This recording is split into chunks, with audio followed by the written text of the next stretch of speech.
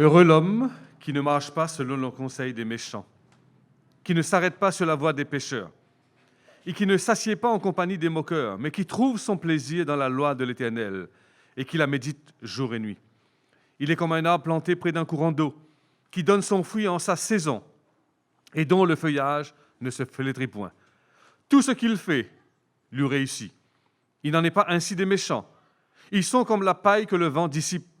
C'est pourquoi les méchants ne résistent pas au jour du jugement, ni les pécheurs dans l'assemblée des justes, car l'Éternel connaît la voie des justes, et la voie des pécheurs mène à la ruine.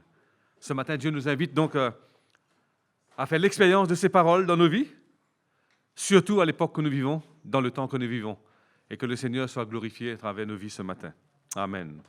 Chers frères et sœurs, bonjour. Je voudrais vous souhaiter la bienvenue ce matin pour vivre ce moment d'adoration. Nous sommes toujours dans une situation particulière, mais nous sommes heureux d'être là, présents, pour adorer ce Dieu qui nous a protégés, si nous sommes encore en vie ce matin, qui nous a bénis assurément, et que son nom soit glorifié ce matin.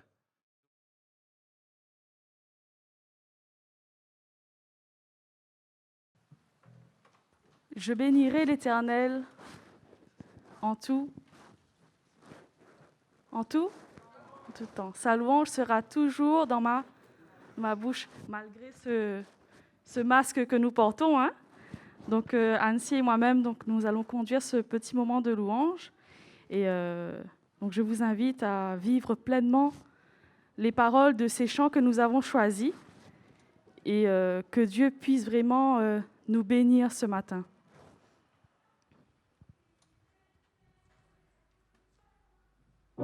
Quelle joie de pouvoir se retrouver pour louer notre Dieu. Quel bonheur d'avoir ce repos, ce jour mis à part, ce jour béni.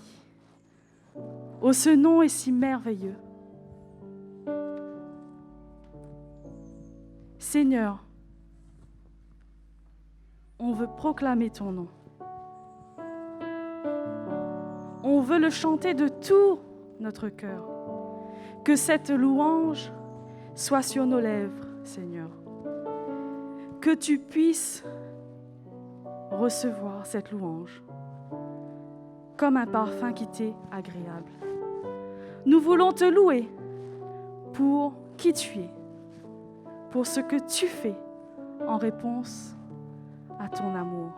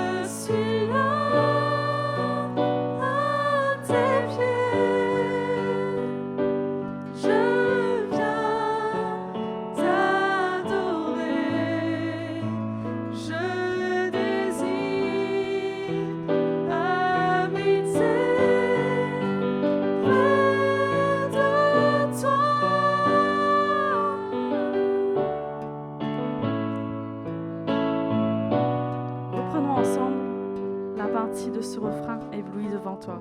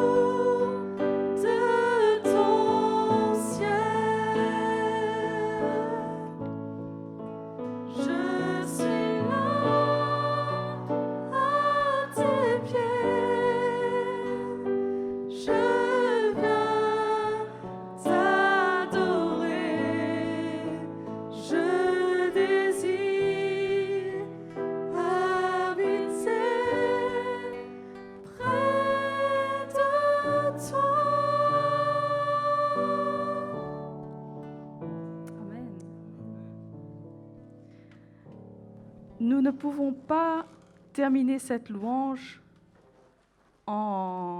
avec un sourire de votre part. Je vais juste vous demander, en gardant le masque, de me faire un joli sourire, que je puisse voir au moins le masque, les yeux, parce que ce n'est pas évident d'être face à vous. Et j'aimerais justement ce matin que vous puissiez me transmettre, à moi, Annecy, à tous ceux qui sont en face de vous, un joli sourire, même avec ce masque. Je voudrais voir vos yeux pétiller. C'est vrai que ce n'est pas évident. Voilà. Merci en tout cas de nous transmettre cette joie ce matin. Et justement, nous avons une joie à célébrer ce matin, c'est le retour de Jésus. Et bien pour cela, je vous invite à vous mettre debout, parce que nous allons chanter un chant qui nous rappelle que Jésus va bientôt revenir et qui va nous enlever toutes ces souffrances, toutes ces maladies, et il va réconforter nos cœurs. Amen. Amen. Je vous invite donc à chanter de tout votre cœur ce chant, « Quand les élus ». Alors Annecy et moi-même, nous allons chanter la première partie, « Quand les élus », et vous allez répéter. Voilà, donc voilà un petit peu la formule du chant.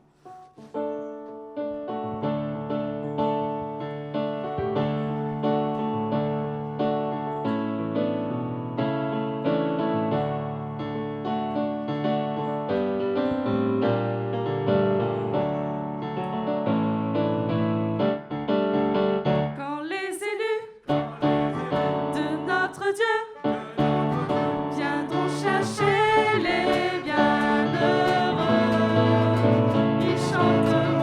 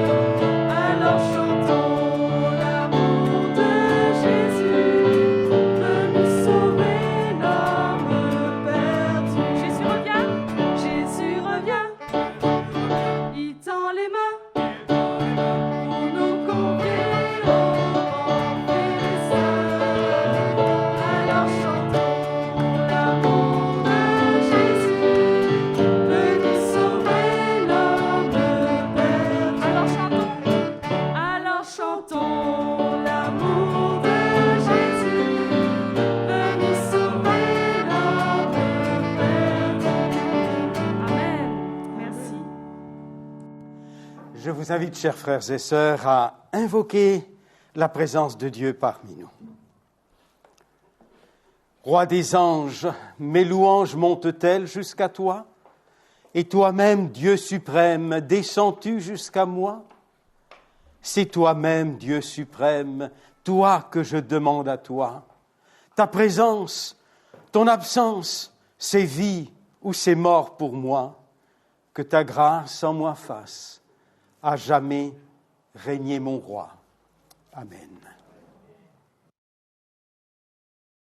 Écoutons ce que nous dit donc la parole de Dieu. Veillez donc, puisque vous ne savez pas quel jour votre Seigneur viendra.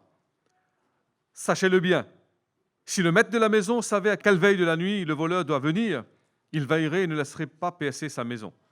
C'est pourquoi vous aussi, tenez-vous prêts, car le Fils de l'homme viendra à l'heure où vous n'y penserez pas.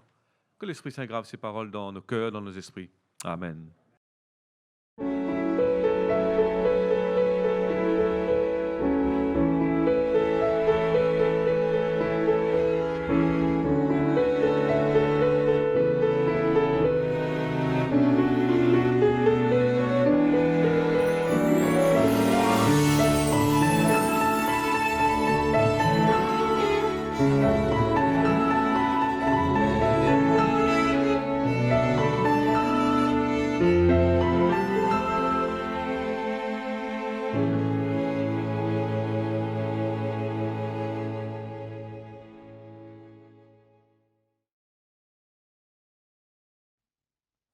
Bonjour à tous, frères et sœurs, je suis absolument content, oui, de me retrouver ici, parmi vous. Mais si ça se trouve, ce sera la dernière fois avant que je parte. Parce qu'il n'est pas impossible que je parte un peu plus tôt à une retraite définitive. Alors, qu'est-ce qu'il faut dire à une église que peut-être, je n'en sais rien autrement, mais peut-être ce serait la dernière prédication. Et j'ai le privilège aussi de parler à l'ensemble des membres de l'Église adventiste à La Réunion qui ne peuvent pas se déplacer ce matin et qui nous suivent en direct ou en différé. Eh bien, durant la semaine, mercredi, j'ai dû revenir ici parce que vous savez, comme j'ai de bonnes habitudes, une fois par trimestre, je dois oublier mon téléphone quelque part. Mardi matin, j'étais ici avec d'autres parmi vous et l'architecte pour enfin commencer des plans concernant cette église, les extensions, la mise aux normes des toilettes, etc. Et en revenant donc mercredi pour rechercher mes lunettes, je suis entré dans l'église et j'ai pris un temps pour considérer ce qu'il y a ici, devant vous. C'est une affirmation. C'est quelque chose qui nous tient à cœur et qui nous caractérise. Lorsque nous avons chanté tout à l'heure, quel nom merveilleux! Nous ne tombons pas dans l'erreur d'une lecture magique du nom Jésus. Le nom Jésus, dans le sens nom propre, n'a pas de valeur en soi, n'a pas de pouvoir en soi. D'ailleurs, ce que nous considérons comme un nom propre n'est pas un nom propre dans la Bible au départ, c'est une caractéristique. Il y a l'idée derrière, selon la manière et le pays, de dire Jésus, Iesous, Joshua, Josué. Tout cela résume la même chose, le Sauveur. Et le nom de Jésus est merveilleux, non pas par le nom lui-même, et en invoquant ce nom, ça y est, par magie, tout le monde tremble. Pas du tout. C'est ce que représente ce nom, son caractère, sa personnalité, son œuvre, tout ce que cela représente. Et lorsque nous disons « le nom de Jésus est merveilleux », nous avons derrière l'ensemble de ce que cela représente pour nous. lorsque la fin du monde approchera, ceux qui seront restés fidèles au Seigneur sauront discerner les signes des temps. Depuis presque 2000 ans que Jésus a prononcé ces paroles en disant « Lorsque vous verrez ces choses, relevez la tête », nous raisonnons cette phrase à la manière humaine et selon la manière de calculer une période. Lorsque le Seigneur Jésus dit « Je peux venir à tout moment », nous voudrions absolument que ce tout moment soit dans les 24 heures, les 48 heures ou peut-être dans les 15 jours qui viennent. Mais lorsque le texte qui a été lu tout à l'heure par notre ancien Jean-Yves, « Veillez donc et priez parce que vous ne savez pas », c'est justement là le déjà et le pas encore de la théologie même, c'est-à-dire la compréhension fondamentale de l'Église adventiste concernant sa raison d'être, concernant son existence même, à l'origine même de ce mouvement et sa destinée adventiste. La certitude que dans ma vie, dans tout ce qui fait de moi ce que je suis, il y a de l'adventisme, il y a de l'attente, il y a une affirmation. Oui, dit le Seigneur Jésus, je viens bientôt. Une meilleure traduction, c'est « je viens vite, je ne tarde pas ». Maran Atha. Voilà ce que cela veut dire. Dans l'épître de Pierre, si vous voulez bien ouvrir votre Bible, à la première épître de Pierre et au chapitre 1er, vous avez là des textes, des affirmations que le temps ne me permet pas de tout vous ramener à la présence de votre esprit, mais je vous conjure de revoir à plusieurs reprises les deux épîtres de Pierre.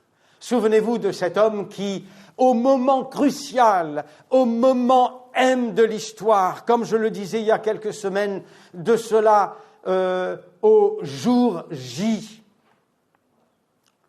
il a lamentablement failli, malgré sa certitude.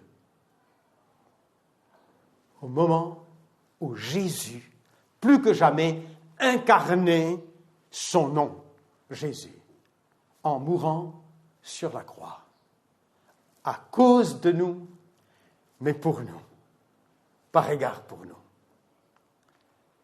Alors quand lui nous dit, le Seigneur ne tarde pas dans l'accomplissement de ses promesses, il nous rappelle des choses extraordinaires et je veux les revoir ensemble avec vous, trop rapidement hélas. Au verset 3, béni, verset 3 du chapitre 1er, béni soit Dieu, le Père de notre Seigneur Jésus-Christ, qui, selon sa grande miséricorde, nous a régénérés pour une espérance vivante par la résurrection de Jésus-Christ d'entre les morts, pour un héritage qui ne peut ni se corrompre, ni se souiller, ni se flétrir. Il vous est réservé dans les cieux, à vous qui par la puissance de Dieu êtes gardés par la foi pour le salut prêt à être révélé dans les derniers temps. Voilà notre situation. Une situation absolument belle et extraordinaire. Verset 6, c'est là ce qui fait votre joie.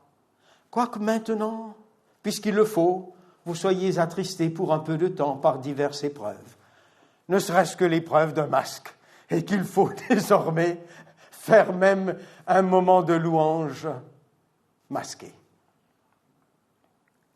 Nous ne confondons pas la foi et la présomption. Lorsque le Seigneur Jésus a été poussé à l'extrême pour essayer d'affirmer ce qu'il est de manière présomptueuse, si tu es le Fils de Dieu, fais ceci, fais cela. Le Seigneur Jésus n'est pas parti dans la présomption, dans la provocation.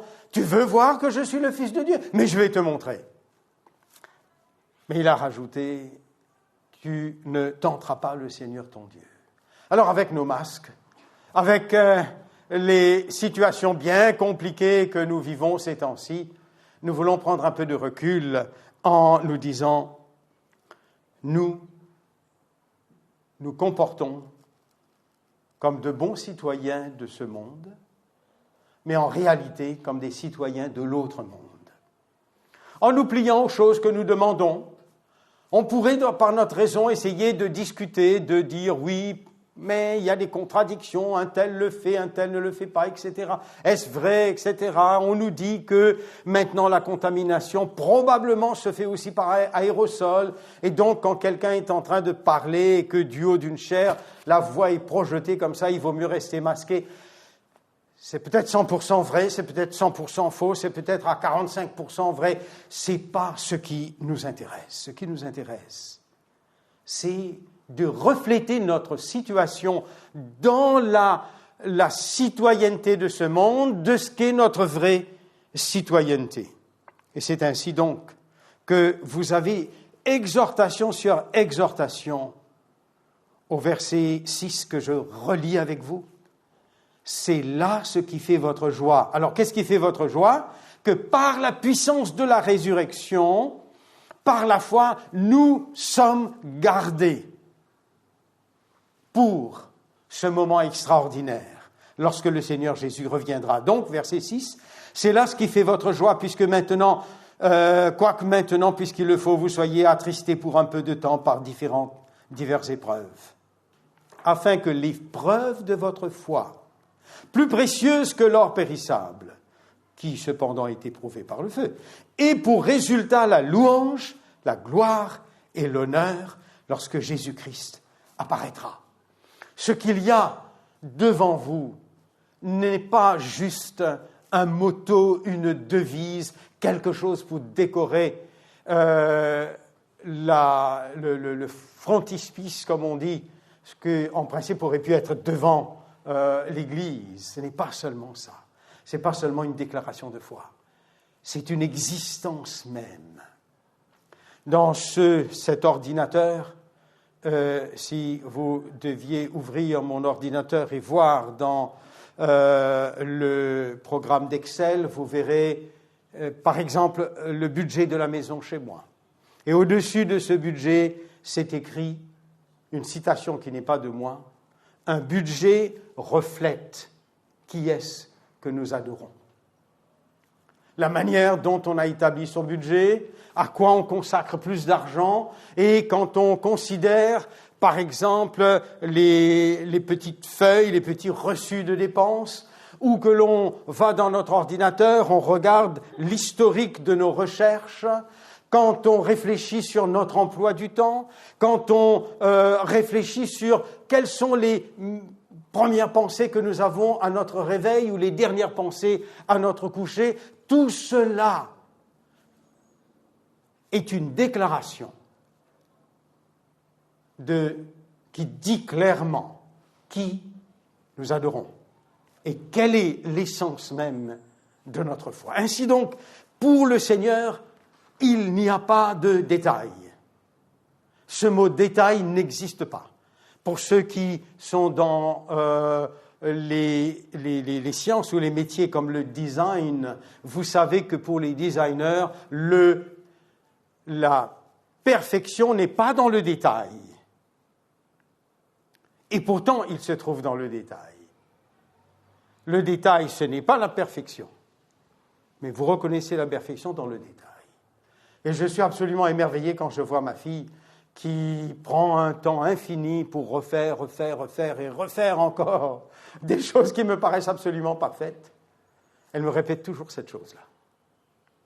C'est dans le détail que l'on reconnaît si quelque chose est bien fait ou pas. Quels sont les détails de notre vie? Et comment reconnaissons-nous dans le détail de notre vie, selon cette phrase que j'aime beaucoup, soit que vous mangiez, soit que vous buviez, soit que vous fassiez quelque autre chose, faites tout pour la gloire de Dieu.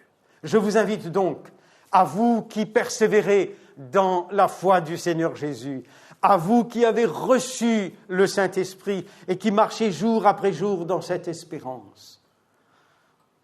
Il est dit, le Seigneur ne tarde pas. Alors là, vous allez dans la deuxième épître pour voir ça. Le Seigneur ne tarde pas, puisque toutes ces choses doivent se dissoudre, qu'elles ne doivent pas être pour vous la sainteté de la conduite et par la piété en attendant et attend l'avènement du jour du Seigneur, à cause duquel les cieux enflammés se dissoudront et les aimants embrasés se fondront.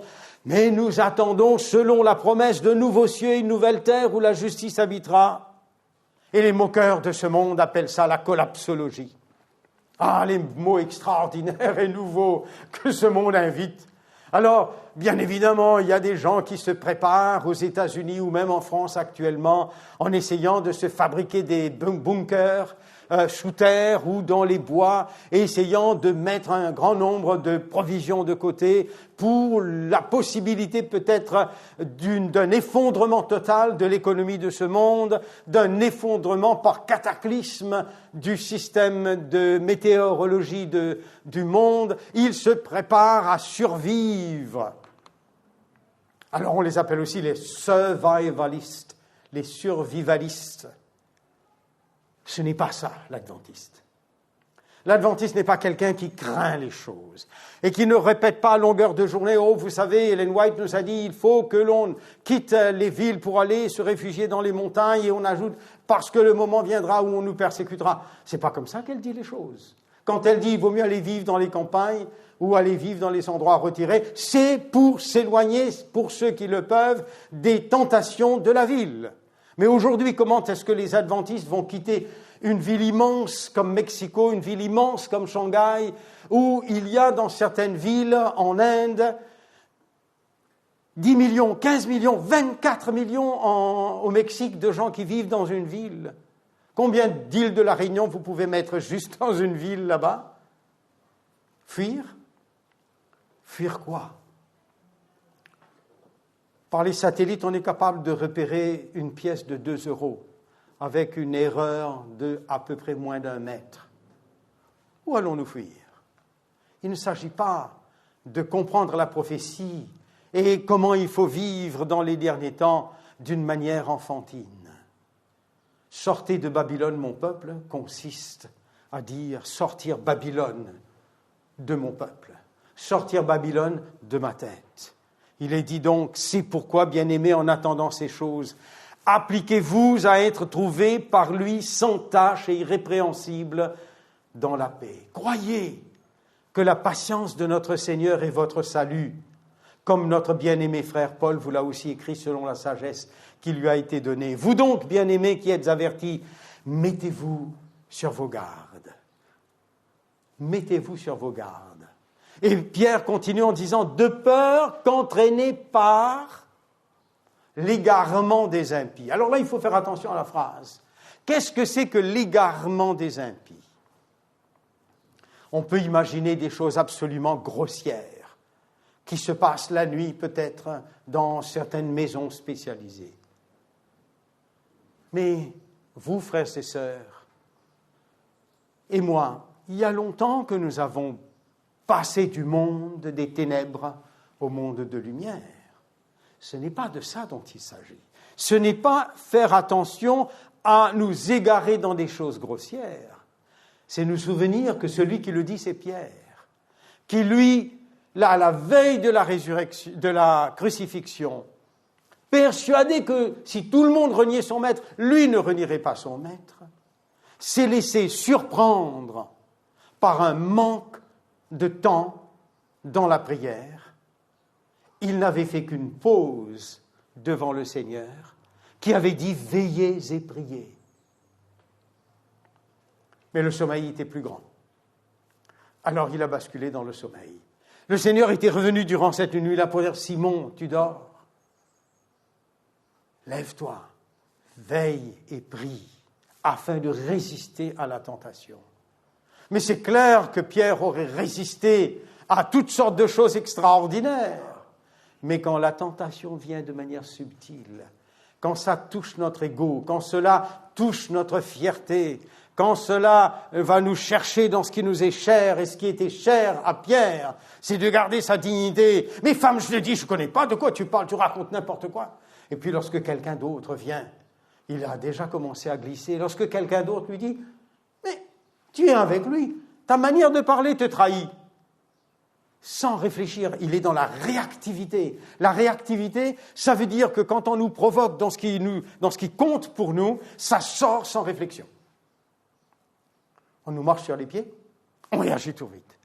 On nous dit quelque chose, mais non, je ne suis pas en colère. Toutes sortes de choses qui provoquent chez nous une réactivité immédiate sans réflexion révèlent qui nous sommes et qu'est-ce qui est précieux et qu'est-ce qui est important pour nous. Il est dans la réactivité et cela sort de sa bouche comme ça. Et il se met à jurer, il se met à dire des jurons. Et puis tout d'un coup,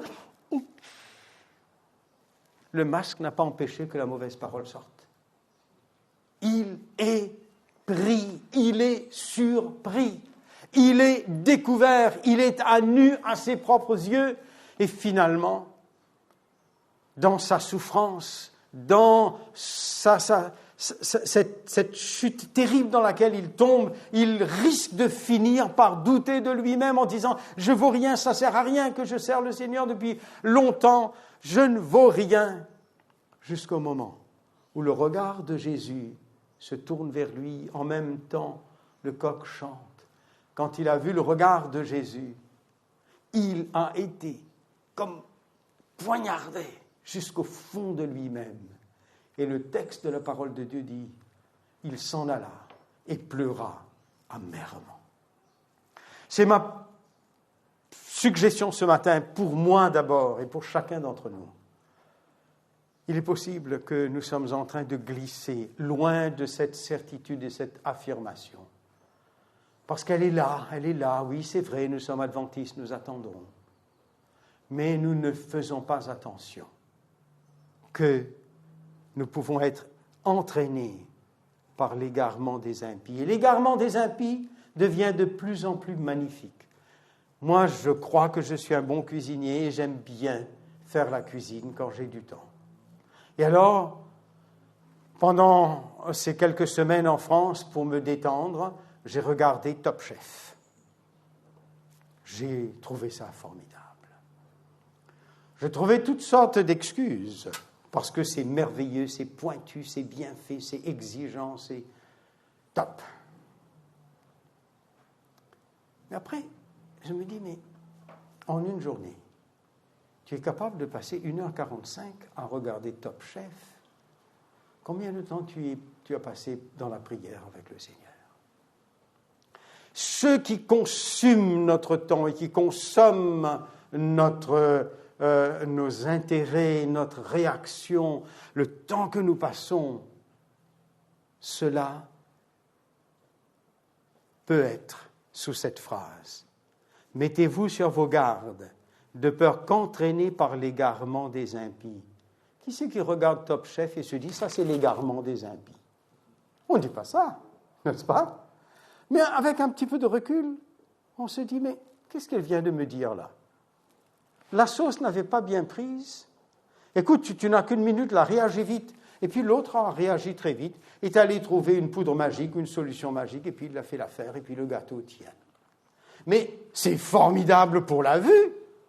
C'est formidable pour la réaction d'un professionnel de savoir comment s'en sortir au dernier moment. Mais du point de vue de la nutrition, zéro. Du point de vue de la santé, zéro. Du point de vue du respect de ce qui contribue à la vie et à la santé, zéro complètement. Je suis entraîné par l'égarement magnifique, brillant, joli, parfait, d'une belle image bien construite, bien travaillée par les designers. Et je trouve cela formidable. Je ne vous dis pas qu'il ne faut pas regarder Top Chef. Je vous dis quelle place cela prend.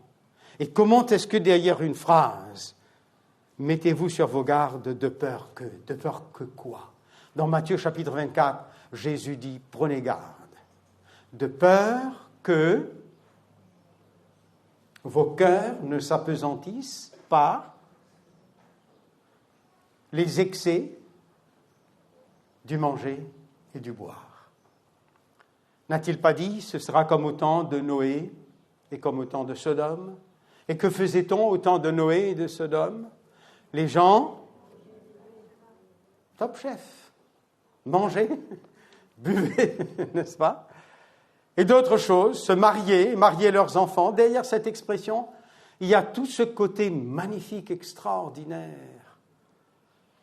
de cette déclaration. C'est le plus beau jour de notre vie. Vous tous qui êtes mariés ici, est-ce que le jour de votre mariage a été le plus beau jour de votre vie?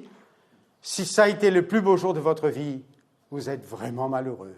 Parce que depuis, les beaux jours sont derrière. Vous voyez comment est-ce que nous sommes ridicules si nous ne faisons pas attention de cultiver en nous-mêmes ce qu'il dit. Il dit que la grâce et la paix, il, c'est Pierre, que la grâce et la paix vous soient multipliées par la connaissance de Dieu et de notre Seigneur Jésus-Christ.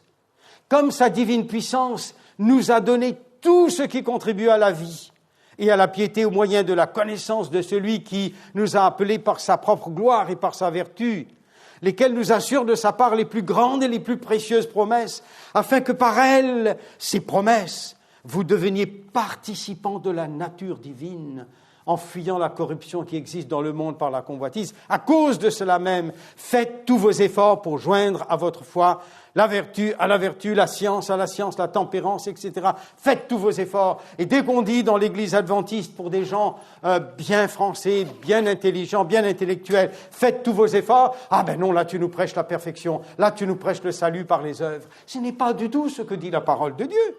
Ici, il est en train de dire, nous avons tout reçu. Et cela nous assure les plus précieuses promesses, parce que c'est par elles que nous devenons participants de la nature divine. Participants de la nature divine? Prenez un instant, frères et sœurs, et réfléchissez ce que cela veut dire, participants de la nature divine. Jésus n'est-il pas devenu participant de la nature humaine? Et ne disons-nous pas que Jésus était pleinement Dieu et pleinement homme? Et d'une certaine manière, en toute petite mesure, il nous est dit afin que vous deveniez participants de la nature divine. C'est extraordinaire. Quand on parle de Jésus, on parle de l'incarnation. Il est entré dans la chair.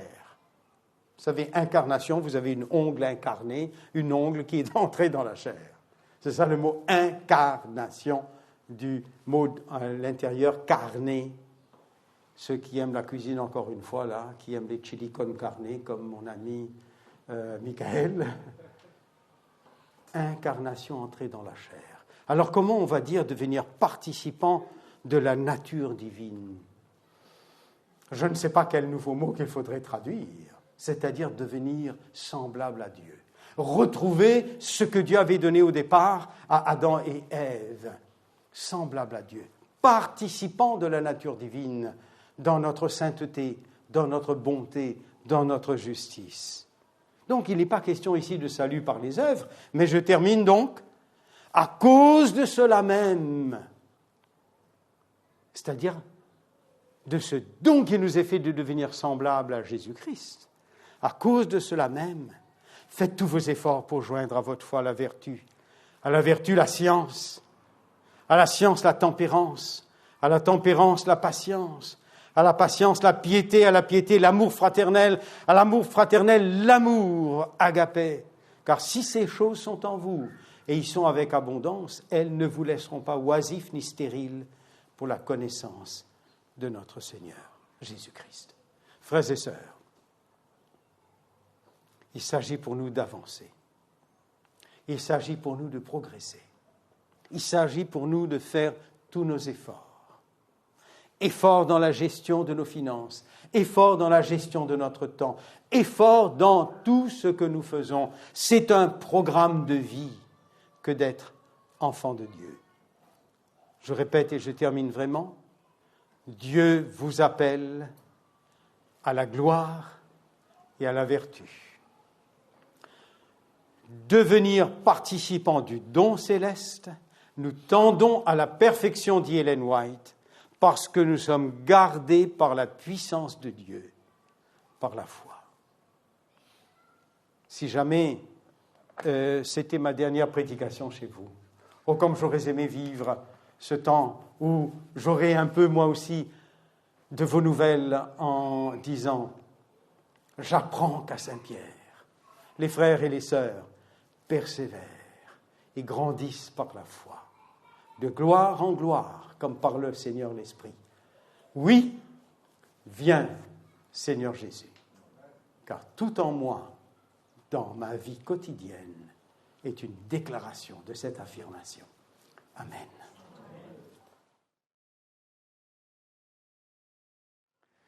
Que l'Éternel t'exauce au jour de la détresse. Que le nom du Dieu de Jacob te protège. Que du sanctuaire il t'envoie du secours.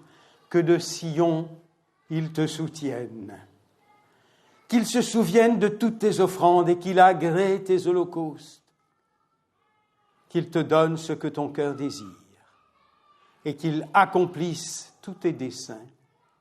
Nous nous réjouirons de ton salut, nous lèverons l'étendard au nom de notre Dieu. L'Éternel exaucera tous tes vœux. Amen.